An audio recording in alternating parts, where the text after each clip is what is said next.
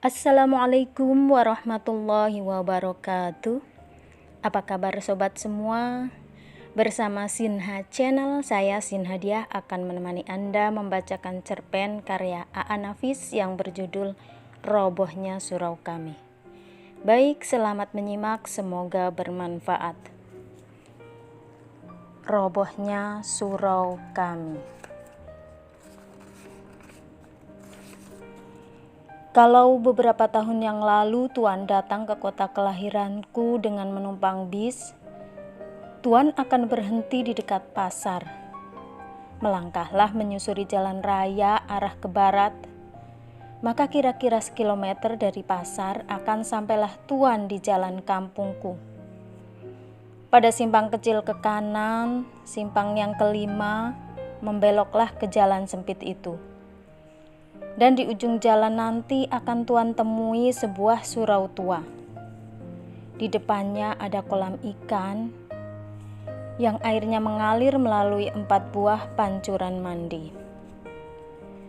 Dan di pelataran kiri surau itu akan Tuan temui seorang tua yang biasanya duduk di sana dengan segala tingkah ketuaannya dan ketaatannya beribadat. Sudah bertahun-tahun ia sebagai garin menjaga surau itu.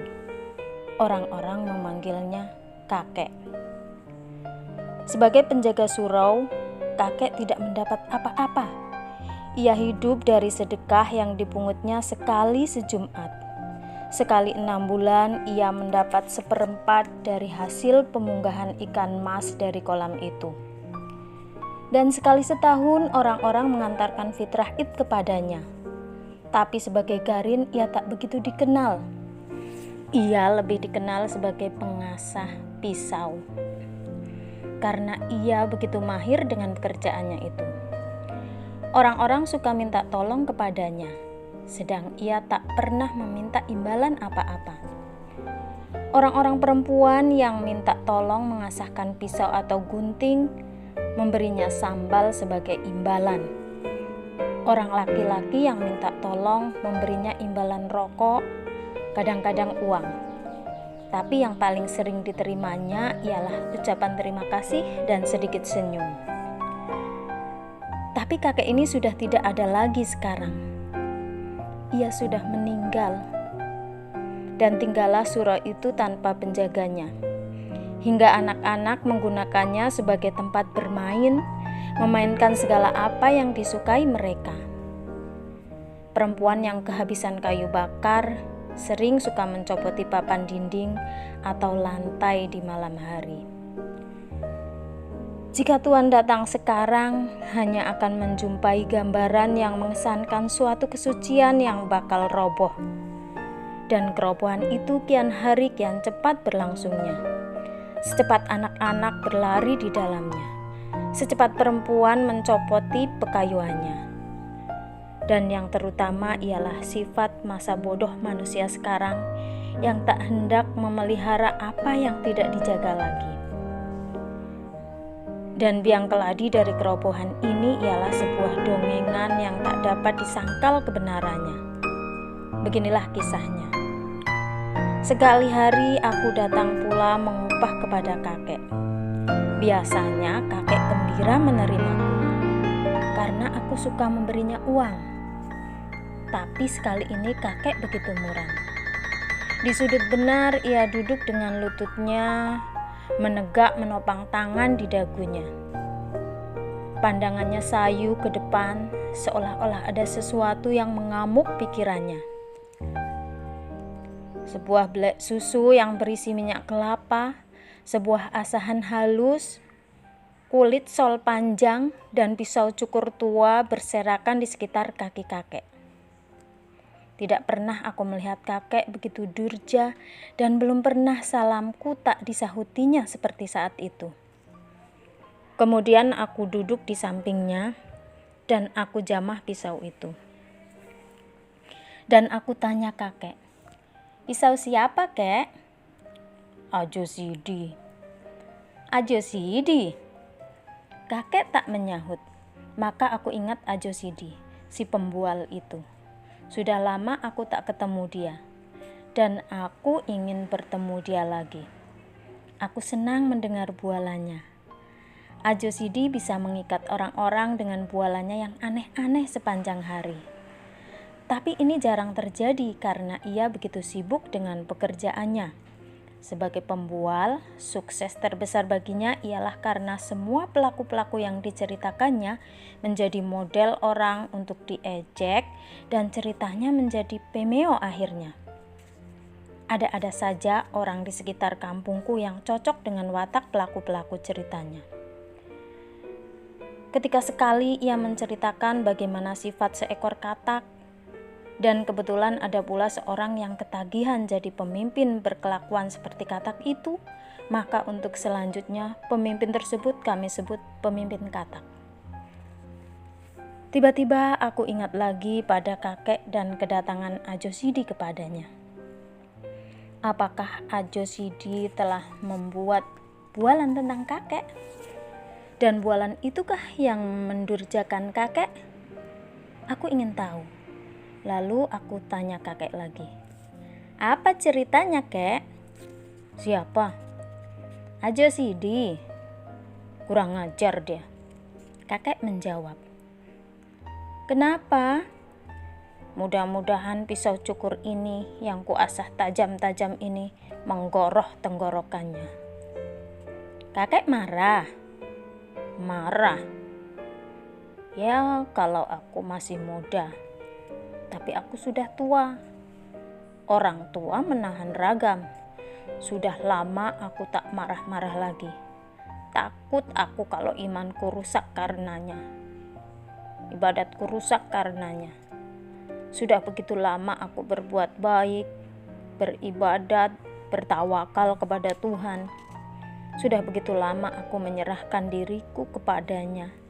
Dan Tuhan akan mengasihi orang yang sabar dan tawakal. Ingin tahuku dengan cerita Ajo Sidi yang memurungkan kakek menjadi memuncak. Aku tanya lagi kakek. Bagaimana katanya, kek? Tapi kakek diam saja. Berat hatinya bercerita barangkali. Karena aku telah berulang-ulang bertanya, lalu ia yang bertanya padaku. Kau kenal padaku bukan? Sedari kau kecil aku sudah di sini. Sedari mudaku bukan? Kau tahu apa yang kulakukan semua bukan? Terkutukkah perbuatanku? Dikutuki Tuhankah semua pekerjaanku? Tapi aku tak perlu menjawabnya lagi. Sebab aku tahu kalau kakek sudah membuka mulutnya, dia takkan diam lagi. Aku biarkan kakek dengan pertanyaannya sendiri. Sedari mudaku aku di sini bukan? Tak kuingat punya istri, punya anak, punya keluarga seperti orang-orang lain. Tak kupikirkan hidupku sendiri. Aku tak ingin cari kaya, bikin rumah. Segala kehidupanku lahir batin kuserahkan kepada Allah Subhanahu wa Ta'ala. Tak pernah aku menyusahkan orang lain. Lalat seekor enggan aku membunuhnya. Tapi kini aku dikatakan manusia terkutuk. Umpan neraka. Marahkah Tuhan kalau itu yang kulakukan sangkamu? Akan dikutukinya aku kalau selama hidupku aku mengabdi kepadanya. Tak kupikirkan hari esokku karena aku yakin Tuhan itu ada dan pengasih dan penyayang kepada umatnya yang tawakal. Aku bangun pagi-pagi, aku bersuci. Aku pukul beduk membangunkan manusia dari tidurnya supaya bersujud kepadanya. Aku sembahyang setiap waktu. Aku puji-puji Dia. Aku baca kitabnya. Alhamdulillah, kataku bila aku menerima karunia-Nya. Astagfirullah, kataku bila aku terkejut. Masya Allah, kataku bila aku kagum. Apakah salahnya pekerjaanku itu? Tapi aku dikatakan manusia terkutuk. Ketika kakek terdiam agak lama, aku menyelakan tanyaku. Ia katakan begitu, kakek? Ia tak mengatakan aku terkutuk, tapi begitulah kira-kiranya. Dan aku melihat mata kakek berlinang. Aku jadi belas kepadanya. Dalam hatiku aku mengumpati Ajo Sidi. Tapi aku lebih ingin mengetahui apa cerita Ajo Sidi yang begitu memukuli hati kakek. Dan ingin tahuku menjadikan aku nyinyir bertanya. Dan akhirnya kakek bercerita lagi. Pada suatu waktu, kata Ajo Sidi memulai, di akhirat Tuhan akan memeriksa orang-orang yang sudah berpulang. Para malaikat bertugas di sampingnya. Di tangan mereka tergenggam daftar dosa dan pahala manusia. Begitu banyak orang yang diperiksa. Maklumlah di mana-mana ada perang, dan di antara orang-orang yang diperiksa itu ada seorang yang di dunia dinamai Haji Saleh. Haji Saleh itu tersenyum-senyum saja karena ia sudah begitu yakin akan dimasukkan ke surga. Kedua tangannya ditopangkan di pinggang sambil membusungkan dada dan menekurkan kepala ke kuduk. Ketika dilihatnya orang-orang yang masuk neraka, bibirnya menyunggingkan senyum ejekan. Dan ketika ia melihat orang yang masuk surga, ia melambaikan tangannya seolah hendak mengatakan, "Selamat ketemu nanti." Bagi tak habis-habisnya orang yang berantri begitu panjangnya. Susut di muka, bertambah yang di belakang, dan Tuhan memeriksa dengan segala sifatnya. Akhirnya sampailah giliran Haji Saleh. Sambil tersenyum bangga, ia menyembah Tuhan. Lalu Tuhan mengajukan pertanyaan pertama. "Engkau?" "Aku Saleh, tapi karena aku sudah ke Mekah, Haji Saleh namaku." "Aku tidak tanya nama. Nama bagiku tak perlu. Nama hanya buat engkau di dunia." "Ya Tuhanku, apa kerjamu di dunia?" "Aku menyembah engkau selalu Tuhanku." "Lain?" "Setiap hari, setiap malam, bahkan setiap masa aku menyebut-nyebut namamu." "Lain?" "Segala teguhmu kuhentikan, segala tegahmu kuhentikan Tuhanku. Tak pernah aku berbuat jahat, walaupun dunia seluruhnya penuh oleh dosa-dosa yang dihumbalangkan iblis laknat itu." "Lain?" "Ya Tuhanku, tak ada pekerjaanku selain daripada beribadat menyembahmu, menyebut-nyebut namamu, bahkan dalam kasihmu ketika aku sakit, namamu menjadi buah bibirku juga, dan aku selalu berdoa mendoakan kemurahan hatimu untuk menginsafkan umatmu." "Lain?" Haji Saleh tak dapat menjawab lagi. Ia telah menceritakan segala yang ia kerjakan. Tapi ia insaf bahwa pertanyaan Tuhan bukan asal bertanya saja. Tentu ada lagi yang belum dikatakannya. Tapi menurut pendapatnya, ia telah menceritakan segalanya. Ia tak tahu lagi apa yang harus dikatakannya. Ia termenung dan menekurkan kepalanya. Api neraka tiba-tiba menghawakan kehangatan ke tubuh Haji Saleh, dan ia menangis. Tapi setiap air matanya mengalir, diisap kering oleh hawa panas neraka itu. "Lain lagi?" tanya Tuhan. "Sudah hamba-Mu ceritakan semuanya. Oh Tuhan yang maha besar, lagi pengasih dan penyayang, adil dan maha tahu."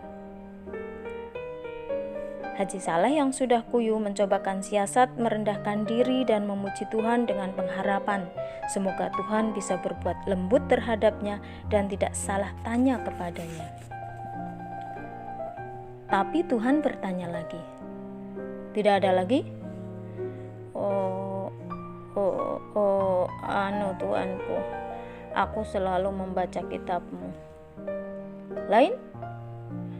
"Sudah kuceritakan semuanya, oh Tuhanku. Tapi kalau ada yang aku lupa katakan, aku pun bersyukur karena Engkaulah yang maha tahu." "Sungguh tidak ada lagi yang kau kerjakan di dunia selain yang kau ceritakan tadi?" "Ya, itulah semuanya Tuhanku." "Masuk kamu." dan malaikat pun dengan sigapnya menjewer Haji Saleh ke neraka. Haji Saleh tidak mengerti kenapa ia dibawa ke neraka. Ia tak mengerti apa yang dikehendaki Tuhan daripadanya, dan ia percaya Tuhan tidak silap. Alangkah tercengang Haji Saleh karena di neraka itu banyak teman-temannya di dunia terpanggang hangus, merintih kesakitan. Dan ia tambah tak mengerti dengan keadaan dirinya, karena semua orang yang dilihatnya di neraka itu tak kurang ibadatnya dari dia sendiri. Bahkan ada salah seorang yang telah sampai 14 kali ke Mekah dan bergelar syekh pula. Lalu Haji Saleh mendekati mereka dan bertanya kenapa mereka dinerakakan semuanya. Tapi sebagaimana Haji Saleh, orang-orang itu pun tak mengerti juga. "Bagaimana Tuhan kita ini?" kata Haji Saleh kemudian. "Bukankah kita disuruhnya taat beribadat, teguh beriman, dan itu semua sudah kita kerjakan selama hidup kita? Tapi kini kita dimasukkannya ke neraka. Ya, kami juga heran. Tengoklah itu orang-orang yang senegeri dengan kita semua dan tak kurang ketaatan beribadah," kata salah seorang di antaranya. "Ini sungguh tidak adil. Memang tidak adil," kata orang-orang itu mengulangi ucapan Haji Saleh. "Kalau begitu kita harus minta kesaksian atas kesalahan kita. Kita harus mengingatkan Tuhan kalau ia silap memasukkan kita ke neraka ini." Benar. Sorakan yang lain membenarkan Haji Saleh. Kalau Tuhan tak mau mengakui kesilapannya, bagaimana? Suara-suara melengking di dalam kelompok orang banyak itu. Suatu suara melengking di dalam kelompok orang banyak itu. "Kita protes, kita resolusikan, kata Haji Saleh. "Apa kita revolusikan juga?" tanya suara yang lain, yang rupanya di dunia menjadi pemimpin gerakan revolusioner. "Itu tergantung pada keadaan," kata Haji Saleh. "Yang penting sekarang mari kita berdemonstrasi menghadap Tuhan." Cocok sekali. Di dunia dulu dengan demonstrasi saja banyak yang kita peroleh. Sebuah suara menyela. Setuju. Mereka bersorak ramai-ramai. Lalu mereka berangkatlah bersama-sama menghadap Tuhan. Dan Tuhan bertanya, "Kalian mau apa?" Haji Saleh yang jadi pemimpin dan juru bicara tampil ke depan. Dan dengan suara yang menggelegar dan berirama indah, ia memulai pidatonya. "Oh Tuhan kami yang maha besar, kami yang menghadap-Mu ini adalah umat-Mu yang paling taat beribadat, yang paling taat menyembah-Mu. Kamilah orang-orang yang selalu menyebut nama-Mu, memuji-muji kebesaran-Mu, mempropagandakan keadilan-Mu, dan lain-lainnya. Kitab-Mu kami hafal di luar kepala kami, tak sesat sedikit pun kami membacanya. Akan tetapi Tuhanku yang maha kuasa, setelah kami Engkau panggil kemari, Engkau masukkan kami ke neraka. Maka sebelum terjadi hal-hal yang tak diingini, maka di sini atas nama orang-orang yang cinta padamu, kami menuntut agar hukuman yang Kau jatuhkan kepada kami ditinjau kembali dan memasukkan kami ke surga, sebagaimana yang Engkau janjikan dalam kitab-Mu." "Kalian di dunia tinggal di mana?" tanya Tuhan. "Kami ini adalah umat-Mu yang tinggal di Indonesia, Tuhanku." "Oh, di negeri yang tanahnya subur itu?" "Ya, benarlah itu, Tuhanku." Tanahnya yang maha kaya raya, penuh oleh logam, minyak, dan berbagai bahan tambang lainnya, bukan? Benar, benar, benar. Tuhan kami, itulah negeri kami. Mereka mulai menjawab serentak. Karena fajar kegembiraan telah membayang di wajahnya kembali. Dan yakinlah mereka sekarang bahwa Tuhan telah silap menjatuhkan hukuman kepada mereka itu. Di negeri di mana tanahnya begitu subur hingga tanaman tumbuh tanpa ditanam. Benar, benar, benar. Itulah negeri kami.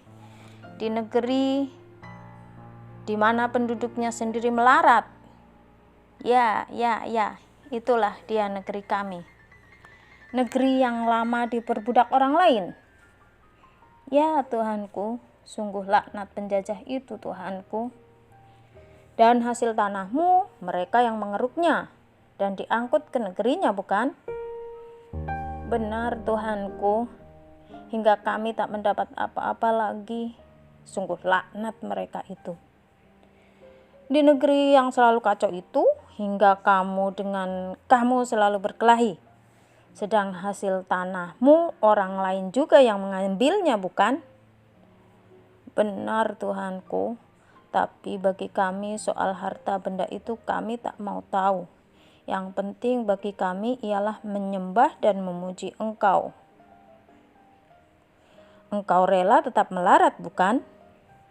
Benar, kami rela sekali Tuhanku. Karena kerelaanmu itu, anak cucumu tetap juga melarat, bukan? Sungguh pun anak cucu kami itu melarat, tapi mereka semua pintar mengaji. Kitabmu mereka hafal di luar kepala. Tapi seperti kamu juga, apa yang disebutnya tidak dimasukkan ke hatinya, bukan? Ada Tuhanku. Kalau ada, kenapa engkau biarkan dirimu melarat hingga anak cucumu teraniaya semua? Sedang harta bendamu kau biarkan orang lain mengambilnya untuk anak cucu mereka. Dan engkau lebih suka berkelahi antara kamu sendiri, saling menipu, saling memeras. Aku beri kau negeri yang kaya raya, tapi kau malas. Kau lebih suka beribadat saja, karena beribadat tidak mengeluarkan peluh, tidak membanting tulang. Sedang aku menyuruh engkau semuanya beramal kalau engkau miskin. Engkau kira aku ini suka pujian, mabuk disembah, hingga kerjamu lain tidak memuji-muji dan menyembahku saja. Tidak, kamu semua mesti masuk neraka. Hai malaikat, halaulah mereka ini kembali ke neraka, letakkan di keraknya. Semua jadi pucat pasi, tak berani berkata apa-apa lagi. Tahulah mereka sekarang apa jalan yang diridhai Allah di dunia. Tapi Haji Saleh ingin juga kepastian apakah yang dikerjakannya di dunia itu salah atau benar. Tapi ia tak berani bertanya kepada Tuhan. Ia bertanya saja pada malaikat yang menggiring mereka itu.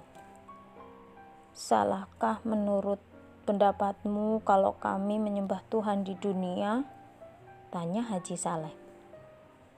Tidak, kesalahan engkau karena engkau terlalu mementingkan dirimu sendiri. Kau takut masuk neraka, karena itu kau taat bersembahyang. Tapi engkau melupakan kehidupan kaummu sendiri, melupakan kehidupan anak istrimu sendiri, sehingga mereka itu kocar-kacir selamanya. Inilah kesalahanmu yang terbesar, terlalu egosentris. Padahal engkau di dunia berkaum, bersaudara semuanya, tapi engkau tak mempedulikan mereka sedikit pun. Demikianlah cerita Ajo Sidi yang kudengar dari kakek. Cerita yang memurungkan kakek. Dan besoknya ketika aku mau turun rumah pagi-pagi, istriku berkata, "Apa aku tak pergi menjenguk?" "Siapa yang meninggal?" tanyaku kaget. Kakek. Ya, tadi subuh kakek kedapatan mati di suraunya. dalam keadaan yang mengerikan sekali. Ia menggoroh lehernya dengan pisau cukur. Astaga, Ajo Sidi punya gara-gara, kataku seraya cepat-cepat meninggalkan istriku yang tercengang-cengang.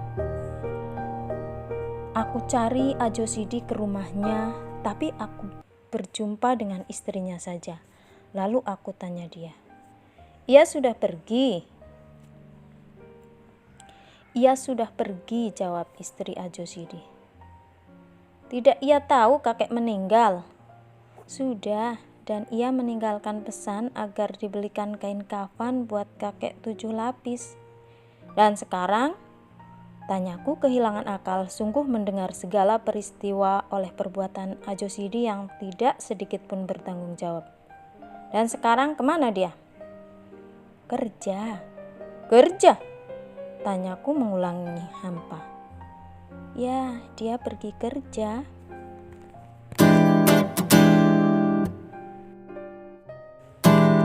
Sobat sekalian, itulah tadi cerita tentang robohnya surau kami yang sangat menyentakkan hati. Cerita ini merupakan autokritik terhadap sikap kebanyakan manusia yang hanya mementingkan kesalehan pribadi dengan mengabaikan masalah lain, yakni kemaslahatan orang banyak yang juga sangat penting untuk diperjuangkan. Demikian, semoga bermanfaat. Wassalamualaikum warahmatullahi wabarakatuh.